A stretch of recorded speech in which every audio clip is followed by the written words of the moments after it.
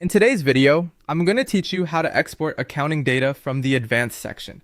This is a simple process, but it's important to do it carefully so you export the right information in the right format. If you need to share records with an accountant, move data into another system, or prepare files for reporting, this workflow helps you create a clean data package you can download and store on your device.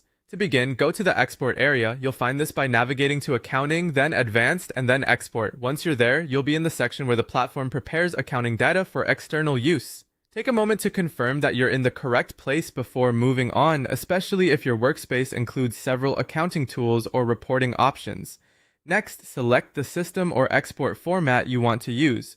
This step matters because the exported file needs to match the destination where you plan to use it.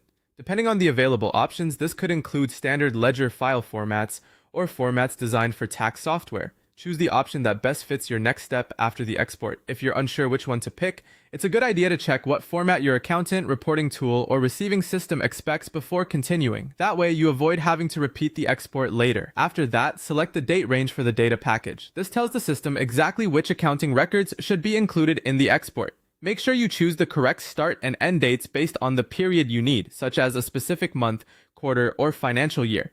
Being precise here is important because the date range directly affects what appears in the final file. If the period is too wide, you may export more data than necessary. If it's too narrow, important entries could be missing. Once everything looks correct, click Download to save the zip file. The system will generate the export package and download it to your device. Depending on your browser settings, the file may go directly to your default downloads folder, or you may be asked where you want to save it. After the download finishes, it's a good idea to check that the zip file is present and clearly named so you can find it easily later. And that's it. By going to export, choosing the correct system, selecting the right date range, and downloading the zip file, you can quickly create an accounting export package ready for storage, sharing, or further processing.